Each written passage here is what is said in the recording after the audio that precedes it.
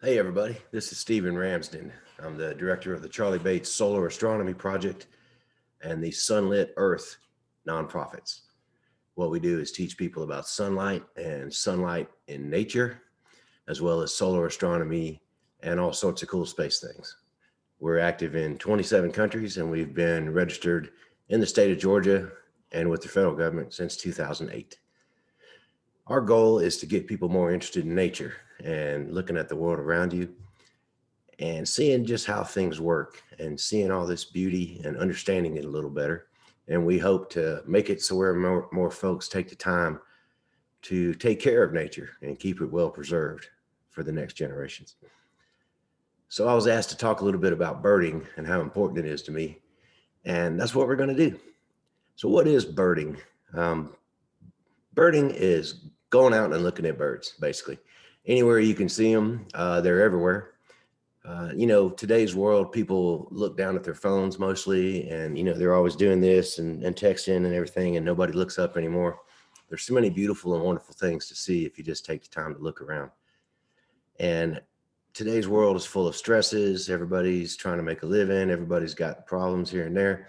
Birding is a fantastic way to get outside in nature and just release all that stress and get back to what's real important in life, and that's nature and you being healthy and happy. In my opinion, there's no better way than getting out and hiking and walking around in the woods and looking at birds and critters of all kinds. And I strongly encourage you to go take advantage of this. A lot of young people don't do it anymore, especially in the urban environment. And we're trying to change that. We're trying to make it where everybody goes out and enjoys a little bit of nature because it's a good thing. I'm a retired air traffic controller, and I was in the Navy before that. So I've dealt with a lot of stress in my life, and I started birding originally because I'd gotten so overweight and starting to have health problems in my 40s from just sitting down and looking at radar scopes full time. And I just decided, hey, I'm just going to start walking around in the woods. I live in Atlanta, which is a city that's built inside a forest. So there's woods everywhere, just like you guys. If you go outside and walk 10 feet and look around for a few minutes, you're going to see some birds. To me, it was absolutely fascinating how many things were just running around and living all around me I hadn't even noticed before. So I started walking and hiking. And before I knew it, I was getting healthy. I was losing weight. I was feeling better about myself. My stress was going away. And I learned a lot about nature. So I thought it was a great thing. So we've got this great American backyard bird count coming up. And I want you to be a part of it. And a couple of things you need to do before you get going on the birding is you need to have the eBird app downloaded on your smartphone if you have one. And I'd strongly recommend the Merlin Bird ID app. So that's eBird and Merlin Bird ID. And the eBird app allows you to record what you see in nature. And that gives Cornell University a chance to gather together data from all over the world and do important studies. So you will be a citizen scientist, which means you'll be contributing to actual research and study of ornithology by reporting the birds you see and where you see them and when. The Merlin Bird ID app sort of replaced what used to be an old book you'd see people walk around with, looking in the book to find a bird. Now you can use your phone to identify a bird. It's a real handy app to have with you. So I'd recommend downloading both of those to have available on your first trip birding. And, what do you do when you go birding? Well, you can walk outside in your yard and sit there for the rest of the day and just look around. Or you can find your favorite nature preserve or a park. Georgia has beautiful state parks. Most of the counties operate nature preserves. It's everywhere. So, get out in the park or the nature preserve and make sure you read the rules and understand what you can and can't do in there. Number one rule is don't leave any trash. Um, but if you're into birding or you want to learn about birding, you're probably not one of those folks that throws the trash on the ground anyway. But you need to know about your surroundings and what the particular rules might not be. You got to keep your dog on a leash. Of course, you don't want to take a dog birding, but I mean, if you have your dog with you, keep him on a leash. And then it's important to do a few things. Birds are skittish by nature. So if you want to see them, you have to blend in. You have to wear clothing that is drab in color, sort of like this green shirt or, a brown, something that's drab that's not going to stand out. You don't want to show up in a pair of neon yoga pants and bright colored tennis shoes. Okay. Wear something that kind of makes you look like the woods if you can. You can't, well, everybody wants to have fun, but it's important that you don't make a lot of loud noises and move real suddenly when you're birding. You don't want to do this and look around and go, hey, hey, hey, just be cool, man. Just be quiet. Get out there with you by yourself or with a friend and blend into nature and be quiet and walk around and observe. It's not a party. It's not, it's not a thing where you want to be loud and laughing loud and telling jokes and all that. You can do that and still have fun walking around nature, but you're probably not going to see any animals because they can hear and see 100 times better than you can. So anywhere you walk, even if you don't see an animal, I guarantee you they're seeing you. So wear something drab if you can. When you're moving around, you don't want to be jogging through there with your stereo playing or laughing and making noises. You want to just kind of be cool and ease into the woods and walk around quiet and just kind of look. The best birding is done by finding a spot somewhere and just standing still or just sitting somewhere. I guarantee you anywhere you go outside, even in your front yard, in the city, in a state park, anywhere, if you stand somewhere or sit somewhere for 15 minutes, you're going to see at least 10 species of birds and probably some mammals and maybe even some reptiles. They say anywhere in the state of Georgia, you're within 25 feet of a snake, for instance, but you hardly ever see them and everybody's scared of them for some reason, but they're not going to bother you. Believe me, these critters hear you coming up way before you see them. So if you go through making loud noises, you're going to run them all off. You don't want to do that. Plus it's more relaxing just to be quiet and walk carefully. You're going to get your good walk in if you do 5 or 6 miles. You're going to get some exercise and you're going to feel good about yourself. But try not to scare everything off. You want to see these animals. You don't want to frighten them. So when you're approaching a bird, let's say you see a hawk in a tree or you see a cool bird sitting on a handrail or something up the way. It's not a good idea to just start walking towards them real fast. Just sit back where you are. And if you were using binoculars, that's great. You just take a look at them where they are. And if you want to approach more closely, if you want to take a photograph or you just want to see it more closely, just be calm about it.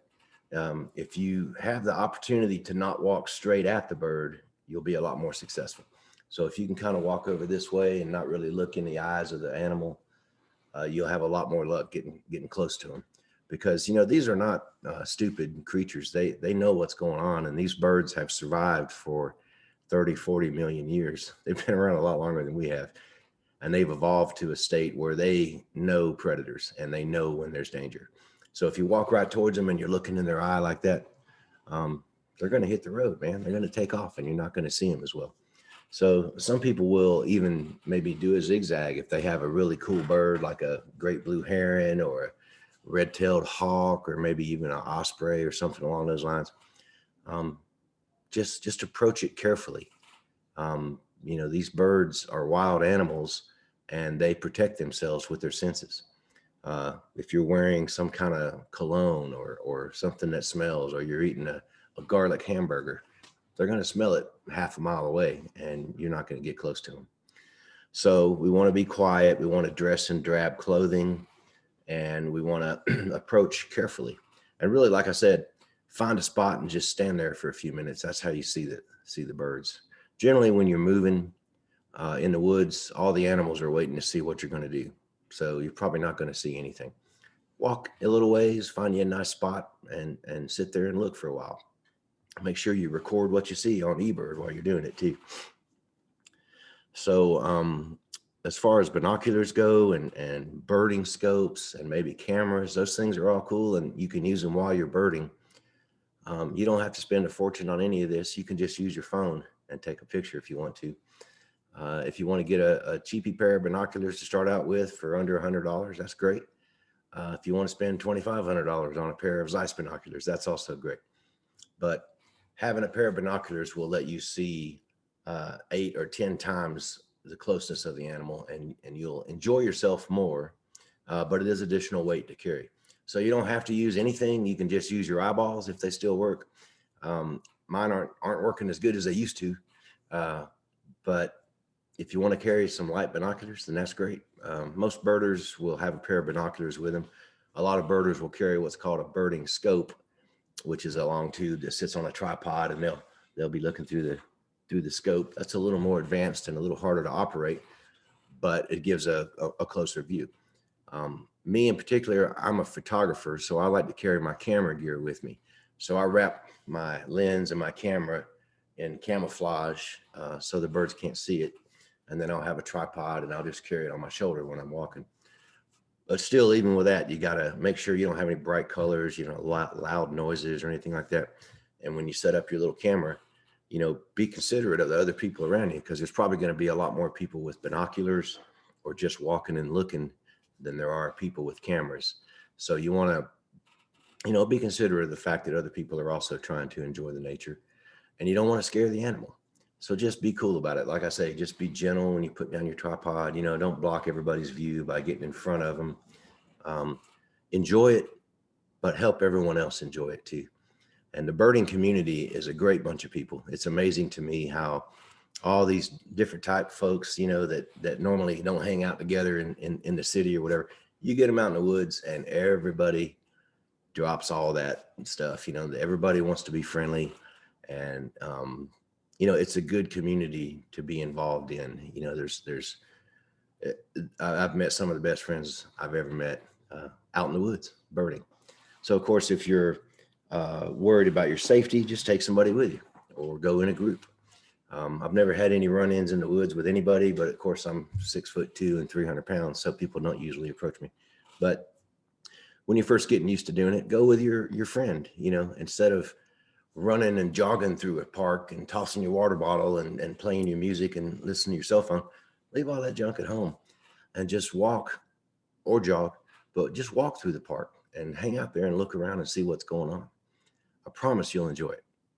So we're going to show some of the bird species that you might run into. These will be wintertime species, most of them in Atlanta or the state of Georgia, anywhere. Like I say, Atlanta's in the middle of a forest. So even if you live in the middle of downtown like me, you can walk a couple of blocks away and you'll be in a park. Like Centennial Olympic Park, for instance, is one of the best birding spots in Georgia. There's all kind of parks thrown around the city. If you're out in the country, that's even better, because your yard is probably as good or better than any one of these parks. So you don't have to go far, just go anywhere. And you'll see lots of cool birds right off the bat. I bet you your first time out birding, you're going to see at least 15, 20 species of birds. And that's if you've never been birding before. There's so many animals around you all the time, and people never notice, So I want you to get out there and notice how beautiful these critters are. So I'm going to share a screen, and we're going to show some of the more common species that you'll see in the state of Georgia. You probably recognize this one already. This is a northern mockingbird. And the mockingbird has its name because it imitates other calls of birds. But I'll give you a little secret. The state bird of Georgia, the brown thrasher, can do about 100 times as many imitation calls as the mockingbird. Several of these Georgia native birds mock other birds, like the blue jay, for instance, can sound exactly like a red-shouldered hawk if it wants to. This mockingbird can do 100, 120 different calls, and it'll fool you, believe me. But the brown thrasher can do 1,000. It's amazing. But this is the northern mockingbird. And you see these birds usually up in a tree about 3/4 of the way up. Sometimes they'll come to feeders, and they are highly territorial. So if you get them at the right time, they're going to come down and swoop at you. They're not going to bother you or hurt you. They just want you to get out of their area. So it's not uncommon at all to have a mockingbird come down and swoop in on you. Everybody probably recognizes this one too. This is one of the most common birds in Georgia. This is called a tufted tit mouse. Tufted tit mouse, that's right. Tit is a type of bird all over the world. So there's a million different kinds of tits. And bush tits, green tits, blue tits, red tits. This is a tufted tit mouse, and it's called that because it has a tuft on its head, just like that, a little orange belly. And something cool about these birds, for instance, take note that the beak of this bird is very short and long. I'm sorry, very slim and long. It's a sharp, long beak, and it's designed for chewing small seeds. These birds will come to your feeder and they'll get one seed, and then they'll fly off to a branch somewhere, and they'll peck that seed against the branch until it opens up, and then they'll eat whatever's inside it. And then they'll come back and get another seed and go off and do the same thing. Very interesting bird to watch. They have a beautiful call, and they're very social. So you'll see many of them in a group. Tufted Tit Mouse. These are some really beautiful birds that are called Cedar Wax Wings. Okay, a Cedar Wax Wing. I think I got another better picture here, even closer. There you go. That's a Cedar Wax Wing. And this bird comes in the wintertime to Georgia, and it's got a little yellow dip on its tail that looks like wax. And on the back of their wings, they have little red dipped tips. So that's why they call them wax wings. It looks like somebody dipped their wings in wax. And it looks like they're wearing a mask too. Cedar Wax Wings will be in flocks of hundreds and hundreds flying around together. About the same time that you see robins flocked up is the time you'll see Cedar Wax Wings flocked up. They're usually in the tops of trees, and they eat berries, all sorts of berries. A Cedar Wax Wings will come in, a flock of them will come in and just gorge themselves on whatever berry is available. And sometimes they'll even eat so many that they'll get intoxicated and start acting stupid. So hopefully you'll see some Cedar Wax Wings if you go out during the winter. Here's a tree full of them with the evening sun. Look, it's just a beautiful bird to see, the Cedar Wax Wing. Another very common bird at feeders and all over the place in Georgia is the Carolina Chickadee. This is a little Carolina Chickadee. You notice his black hat and his little black beard. And, I say he a lot, but, I should use a better pronoun. It's impossible to tell the female from the male in this species, like a lot of birds. But this is a Carolina Chickadee, and they do the same thing. Notice the tiny little beak. And this is a small bird, and they'll fly in there and they'll grab one seed. Then they'll fly back off to their favorite limb, and they'll peck that seed against the limb until it opens, and then they'll eat it.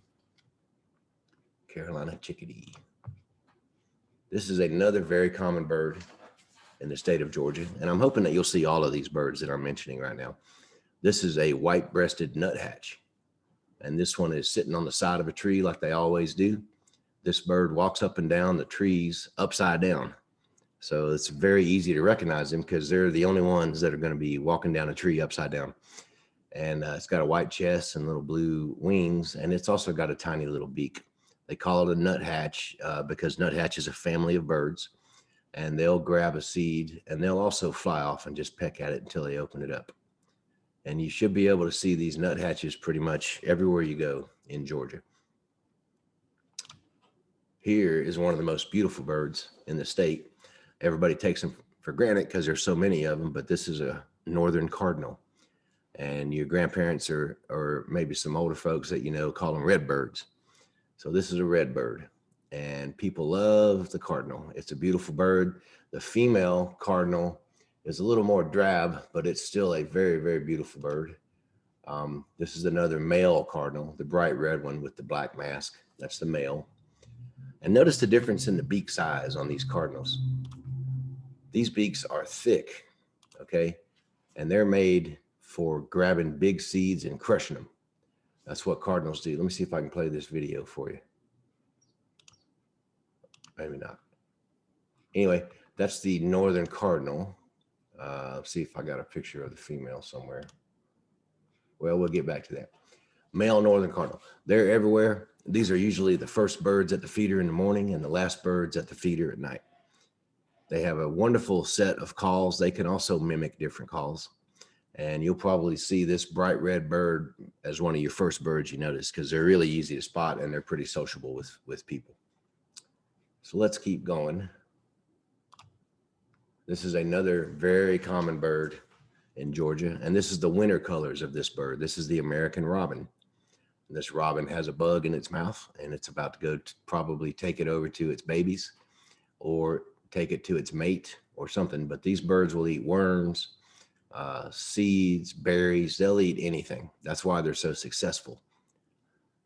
The American robin is everywhere in the state of Georgia. They flock up in the fall, so you'll see 200 or 300 of them at a time. And they have a wonderful sound. There's no mistaking the American robin when you see it.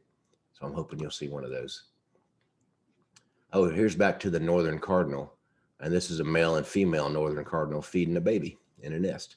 Notice the female is a little bit more drab, but it's also a beautiful bird. These aren't in any particular order, so we're just going to keep going. This is a bird you'll probably see if you have feeders in your yard, or if there's a bird feeder, or the availability of a lot of seeds. This is a cowbird. On the left is the male with the blue body and the brown head. And they call them brown-headed cowbirds because you can see the brown head. This is the female cowbird over here on the right. And they're sitting up here pulling these little fruits and seeds off this bush and eating them. So hopefully you'll be able to see a brown-headed cowbird at some point. This is a pine warbler. You'll see these a lot on your first trip out birding in the wintertime, at least, not as much in the summer. But the pine warbler male has this beautiful green color. And notice the beak shape. That's very important when you're birding. Beak shapes tell you a lot about what the bird is.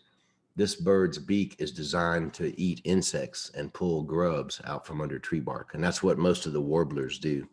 When you hear warbler species, you can bet that they're eating bugs and aphids and grubs from tree branches and underneath tree bark. That's what warblers do mostly. Here's the female version of the pine warbler. A little bit more drab and really just as beautiful, just different looking colors. But notice the same beak size, the male and the female warbler. Here they are both sitting at a bird feeder, a bird bath, excuse me.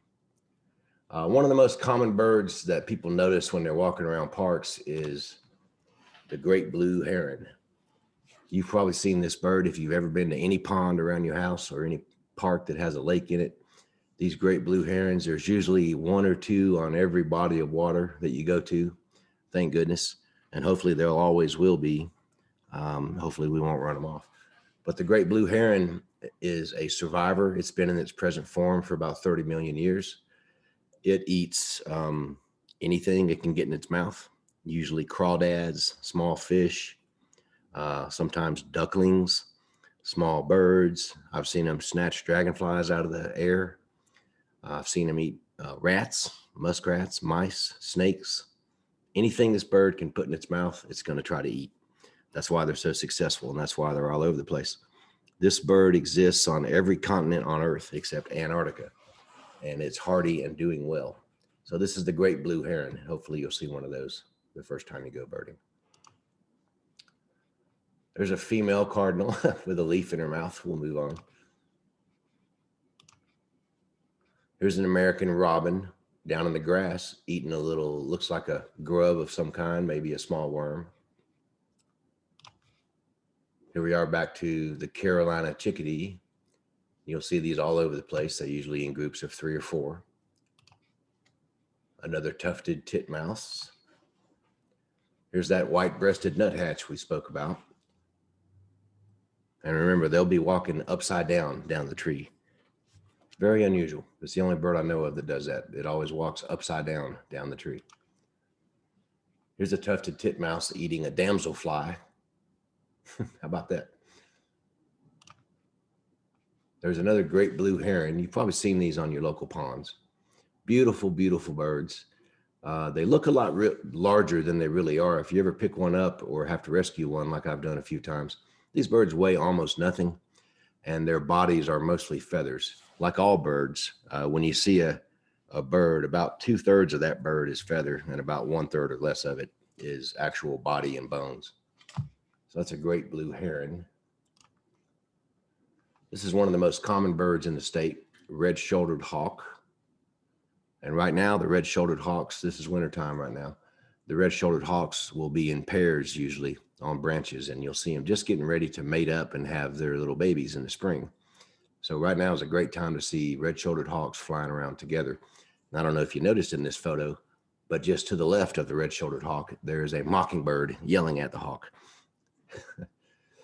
During the day, excuse me, during the day when these red shoulders and all the other types of hawks in our state, red tails, red shoulders, they're constantly getting harassed by other birds because they will eat the birds. Most hawks in this state, in fact, all hawks, routinely eat birds about the size of mockingbirds or smaller. So this mockingbird is trying to drive this red-shouldered out of its area so it won't eat him or his family. Red-shouldered hawk. Here's another Carolina chickadee. This is a mockingbird attacking a giant red-tailed hawk. The red-tailed hawk is much larger and has a different beak size. If you notice, the head is kind of long and wide and the beak is very firm and thick, whereas the red-shouldered hawk has got a little tiny beak and is about half the size. So maybe you'll get to see a red-tailed hawk. Now they'll eat mostly rodents. They'll eat up to cat-sized animals, other birds, mockingbirds. This mockingbird is trying to run this hawk off from the goalpost at Piedmont Park. This is another red-tailed hawk that you're looking at from the front. And hopefully you'll see one of them. These little heart-shaped feathers on the front and a kind of a dark band across the front of the bird is a great sign of a red-tailed hawk. We'll get back to that in a minute. This is the eBird app where you can find it on the App Store. And basically it's just people used to write down the birds on a piece of paper and then they'd go home and keep track of them manually. But nowadays we use the eBird app and it sends all your data to Cornell. It also keeps track of everything you've seen. It keeps track of all your birding trips, and you can pull up where you saw this species anywhere in the world forever, as long as you keep your eBird membership going. It's all free of charge. And this is a great tool for you to be a citizen scientist. So this is me out on Peachtree Lake in Peachtree City doing some birding with my camera gear. And notice, I wanted to remind you that if you wear drab colors and you just stand somewhere and look, you're going to see lots of animals and lots of birds. I was looking at bald eagles this day, swooping down on the ice. Part of the lake was frozen and part of the lake was still water. So they would dive in and get a fish and pull it out and throw it on the ice sometimes and eat it right there. So notice I have camouflage covering everything I can. And I'm trying to blend in and not be seen. Of course, these birds are still going to see you no matter what kind of camouflage you're wearing. So don't think for a second that your hunting gear is going to make you invisible to birds, because it's not. Birds have a wider range of eyesight than we do. They can see way more into the ultraviolet and the infrared than we can. So that's a little intro to some of the birds you'll see on your first trip out birding. And I really hope you enjoy it. And if you have any questions or you want to see some more beautiful images of birds, come on over to Facebook and go to the Sunlit Earth Facebook group, SUNLIT Earth ! And go out and have a good time birding. Find a friend that knows a little more about it or maybe has more experience, and then you'll have a new good friend for life and you guys can go birding together. Please enjoy yourself, and remember, don't leave any litter behind. Have fun. Let's go birding.